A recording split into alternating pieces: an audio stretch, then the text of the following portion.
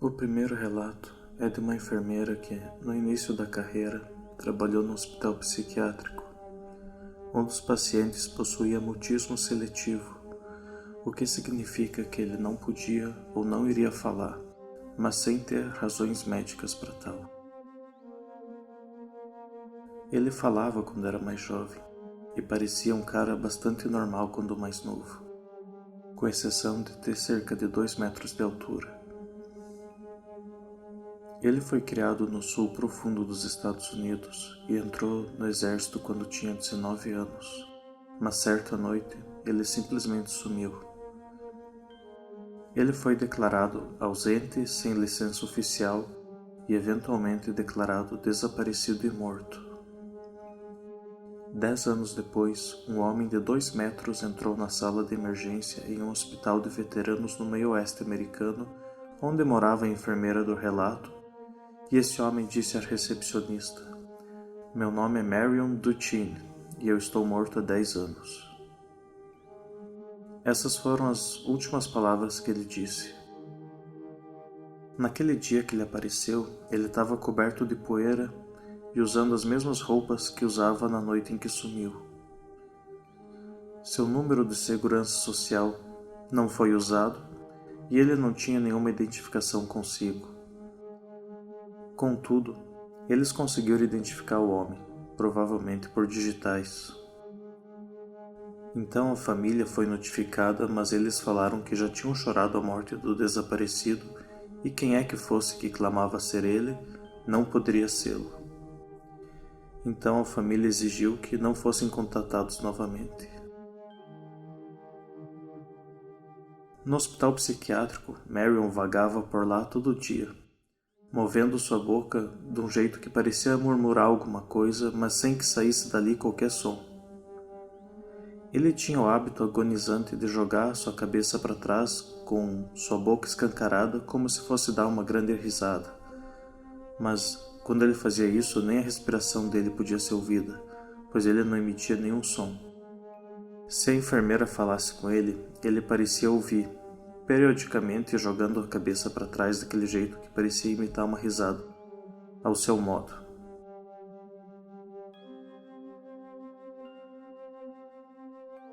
Vários remédios foram tentados, mas não o afetavam positivamente nem negativamente.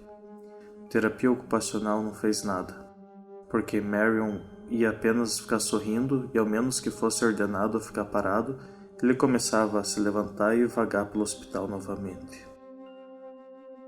No último dia de trabalho da enfermeira, a última coisa que ela viu foi Marion vagando pelo estacionamento, jogando a cabeça para trás para dar aquela risada dele. Depois ela ficou pensando e se perguntando se, todos esses anos, ela não estaria lidando com um fantasma, mas a resposta disso ela nunca saberia. Esse é um caso interessante, fazendo-se questionar sobre como essa pessoa teria passado os 10 anos sumida e reaparecido da mesma forma que sumiu, dizendo tá morta há 10 anos. Seria um caso de glitch temporal, abdução, alguma coisa muito bem armada por outras pessoas, questões secretas militares? Nunca saberemos.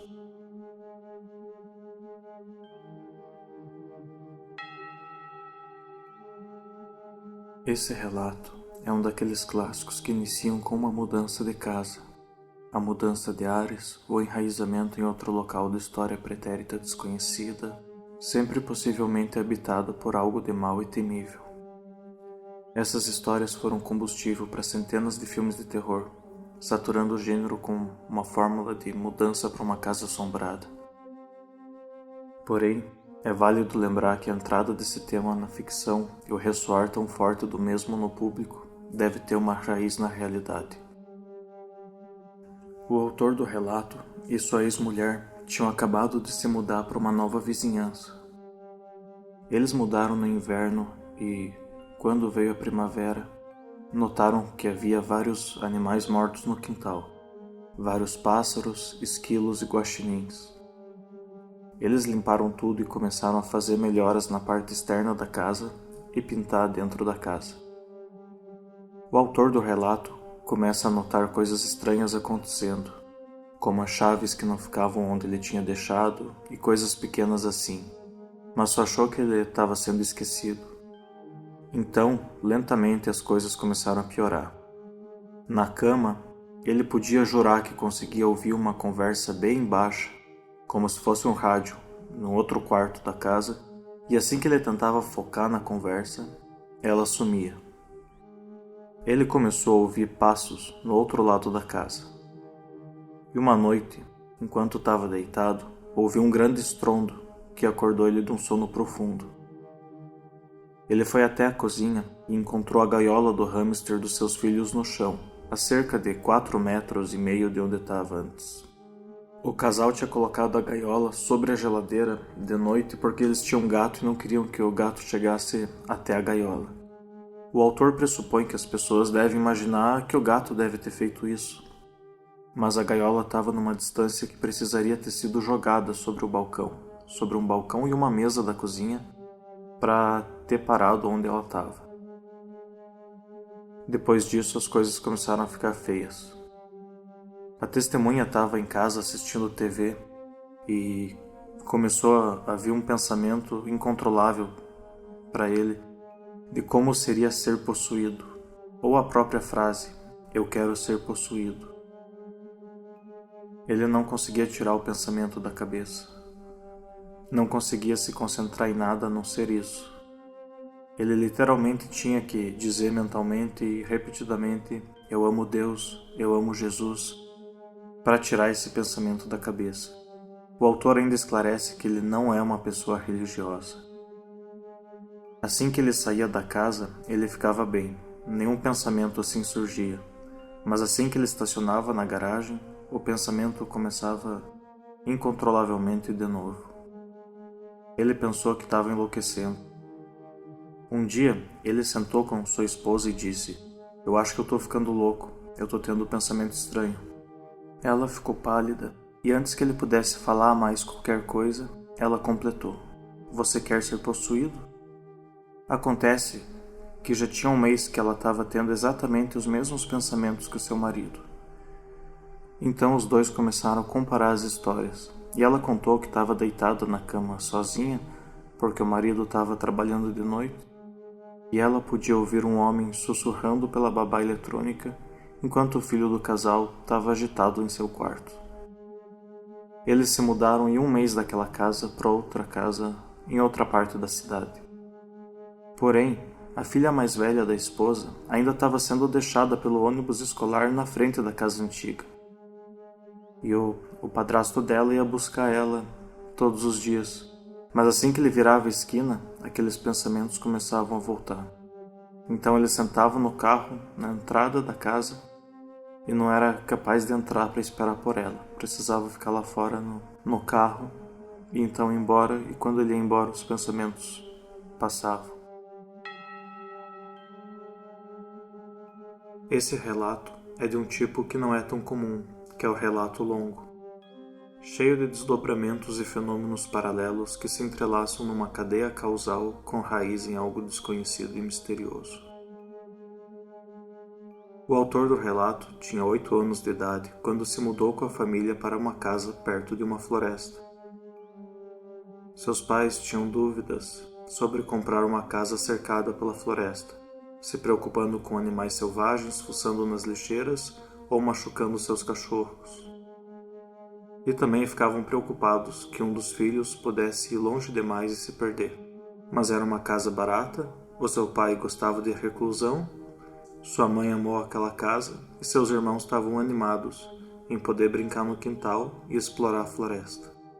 O primeiro sinal de que alguma coisa não estava certa foi que os cachorros estavam completamente apavorados pela floresta. Eles nunca entravam nela por motivo algum. Se um brinquedo deles acabasse depois da linha das árvores, eles se recusavam a buscá-lo. Se alguém da família fosse para a floresta, eles ficariam ansiosos de um lado para o outro até que voltasse. Um dia perceberam que os cães estavam encarando um ponto fixo da floresta em evidente angústia, algumas vezes rosnando ou latindo, mas eles não conseguiam ver nada ali. Certa vez, seu irmão carregou um dos cachorros até as árvores para mostrar que não tinha nada lá para temer. Mas o cachorro se contorceu, saiu dos seus braços e correu para casa em pânico. Se os irmãos estavam no quintal quando estava ficando escuro, às vezes ouviam barulhos como se tivesse alguém andando pela floresta, fazendo o som de gravetos partindo sob os pés e galhos sendo empurrados para o lado. Se alguém gritasse para a floresta, não havia resposta. Mas se eles iluminassem com a lanterna, podiam jurar que, por fração de segundo, podiam ver o que parecia com uma pessoa andando nas sombras. Seus pais logo os proibiram de entrar na floresta depois de escurecer, e mesmo durante o dia, os irmãos não tinham mais permissão para sair fora da vista da casa. A janela do quarto da irmã do relator dava para o quintal e para a floresta, e ela lembra de olhar uma noite e ver uma figura sombria de pé bem no limite do quintal. Ela também disse que tinha algo de errado com aquilo, como se não estivesse bem de pé no chão aquela figura, e também que ela era um pouco grande demais para ser uma pessoa, além de ter uma espécie de aspecto distorcido. A irmã estava convencida de que aquela figura estava encarando ela. Então ela chamou o pai, dizendo que tinha um homem no quintal, olhando pela janela, e quando o pai correu lá fora para perseguir quem é que fosse, ela continuou olhando para a figura. Porém, a figura não se moveu ou fugiu, mas quando a luz da lanterna iluminou a criatura, de repente ela não estava mais lá. Regularmente, eles ouviam de noite batidas na porta de trás da casa, mas não havia ninguém lá. Os pais acharam que eram adolescentes fazendo pegadinhas e pararam até de se incomodar em abrir a porta. Até que em uma noite chuvosa, a batida se tornou persistente e agitada. A mãe falou que podia ser alguém precisando de abrigo da chuva pesada que tinha lá fora. Mas quando ela abriu a porta, não tinha ninguém. E nem marcas molhadas de pegadas na varanda. Essas batidas continuaram o tempo inteiro em que moraram ali, acontecendo várias vezes no tempo de poucas semanas, e então parando por meses e depois retornando. Os pais instalaram uma câmera de segurança apontando para a porta, mas nunca tinha ninguém ali. No entanto, a câmera não foi totalmente inútil. Depois de cerca de 3 anos morando ali, o irmão da testemunha começou a ter terrores noturnos e sonambulismo. Quando ele começava a andar dormindo, ele sempre ia até a porta dos fundos e começava a caminhar em direção à floresta. A mãe, que tinha um sono leve, ouvia a porta abrindo e corria atrás dele para pegá-lo antes que chegasse na floresta. Depois da 3ª ou 4ª vez, seu irmão pediu para ver a filmagem da câmera, porque ele queria ver como que ele agia quando estava sonâmbulo, pensando que talvez fosse engraçado. A filmagem mostrava ele andando até a varanda e então parando, como se tivesse ouvido alguma coisa. Depois ele balançava a cabeça e aí andava relutante para frente, como se estivesse sendo empurrado, ou guiado de modo forçado por alguma coisa. Uma noite, o pai estava no quintal e ele ouviu a irmã do sujeito do relato chamando por ele na floresta, parecendo perturbada. Pensando que ela foi explorar a floresta e acabou caindo e se machucando, ele correu para lá e começou a chamar ela, mas logo percebeu que estava escuro demais para ver a filha, e ele não conseguia localizar de onde a sua voz estava vindo. Ele falou para ela esperar que ele ia ligeiro na casa buscar a lanterna. Quando ele correu para casa atrás da lanterna, ele viu sua filha dentro de casa, segura e completamente despreocupada. A mesma filha que ele jurava ter acabado de ouvir gritando na floresta. Naquele tempo, o pai não contou para os filhos sobre ter ouvido sua filha chamando por ele na floresta. Então, quando a testemunha do relato ouviu a voz da sua própria mãe vindo da floresta meses depois, enquanto estava com os cachorros lá fora, ele não questionou o fato. E não questionou o fato mesmo tendo visto sua mãe dentro de casa pouco tempo antes e de não ter visto ela passando por ele no caminho até a floresta. Na ocasião, a sua mãe, supostamente, Estava chamando por ele e dizendo que prendeu o suéter em alguns galhos e precisava da sua ajuda. Conforme ele andava na direção da voz, os cachorros começaram a latir, alertando seu pai, que viu o filho entrando na floresta pela janela. O pai foi para fora da casa e chamou seu filho, ao que o filho respondeu que só estava indo ajudar a mãe, que tinha ficado presa numa árvore na floresta. O pai gritou de novo, dizendo que a mãe estava dentro de casa e que era para o filho correr o mais rápido que pudesse para dentro, o que o filho fez na hora. Depois desse episódio, seus pais construíram uma cerca ao redor do quintal e começaram a procurar por outro lugar novo para morar. No tempo entre a construção da cerca e a mudança, tudo piorou bastante. Eles ouviam mais batidas na porta, assim como toques nas janelas, como se tivesse alguém rondando a casa e tentando abrir toda a janela que encontrava. Eles ouviam com frequência sons como se tivesse alguém arranhando e raspando a cerca, além de ouvir vozes também para além da cerca. Os pesadelos do irmão se tornaram cada vez mais frequentes e uma noite a mãe deles não ouviu a porta abrindo enquanto o irmão caminhava sonâmbulo. Ele acordou de frente para a cerca do quintal, encarando a floresta, enquanto os cachorros latiam para ele. Na última manhã que eles passaram ali antes de se mudar, todos acordaram com a porta de trás da casa totalmente aberta, e a câmera de segurança mostrava a porta abrindo lentamente sozinha. Desde que se mudaram daquela casa, o sonambulismo do irmão parou, apesar de ele ainda ter pesadelos e sofrer de uma ansiedade bem forte. Algumas noites antes do relato, o irmão chamou a testemunha e, depois de um pouco de conversa, ele perguntou se ele achava que a porta sendo aberta no último dia que eles estavam lá não queria dizer que aquela coisa da floresta finalmente tinha conseguido entrar na casa. O relato diz que o irmão estava tentando levar isso de uma forma leve, brincando que só estava tentando entrar no espírito do Dia das Bruxas, brincando sobre como talvez eles devessem passar por um exorcismo apenas no caso de alguma coisa daquela casa ou daquela floresta ter ficado preso com eles em todos esses anos que eles passaram lá. A testemunha do relato ficou pensando que o irmão ficou profundamente incomodado com tudo o que aconteceu naqueles anos. O autor diz que ainda fica um pouco incomodado com tudo isso, mesmo tendo passado já vários anos desde que saíram daquela casa. Ele ainda fica nervoso perto de florestas escuras. Diz também que não sabe o que pensar do que estava lá fora na floresta atrás da casa de noite, mas tem a sensação de que, se aquilo tivesse oportunidade, iria ter engolido a todos por inteiro.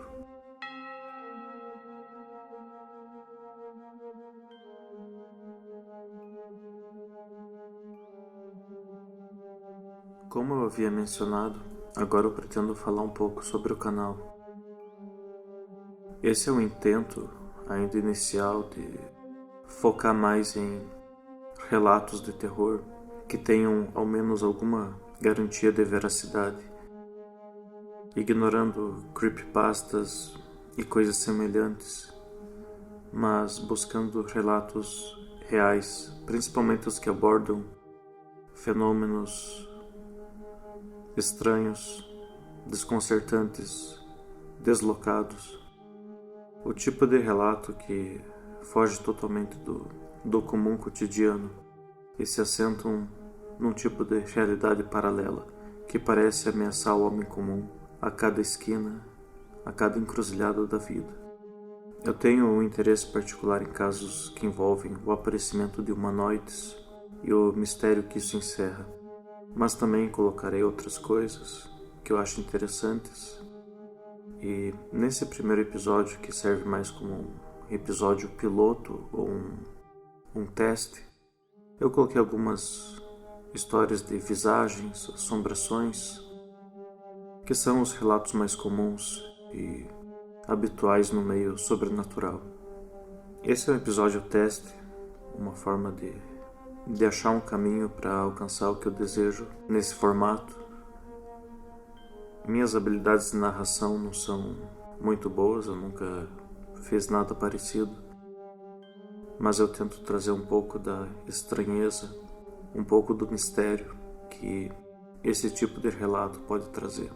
Pretendo abordar temas que são pouco conhecidos, como vozes desencarnadas, entidades camufladas que se apresentam usando formas confortantes para a vítima, abduções, estranhos casos de humanoides, relatos locais e outras coisas mais. Eu pretendo fazer vídeos quinzenalmente, com uma duração semelhante a essa, e espero com isso trazer um pouco do terror, mas não do terror pelo terror, como um filme ou um livro, mas um terror real, uma dimensão paralela que assombra nosso mundo e que vive em estranhos fenômenos que nós nunca conseguimos decifrar e talvez a gente nunca vá conseguir. E eu não quero fazer apenas um desses canais com contos ao som de chuva, mas tentar expandir um pouco toda essa fenomenologia por trás dos acontecimentos, talvez trazendo algumas análises, correlações com outros fatos e aprofundar mais o tema, pois é um tema importante e que permanece oculto no inconsciente como é parte da sua natureza, mas que tem muito conteúdo para ser explorado e muito para ser desvendado ainda.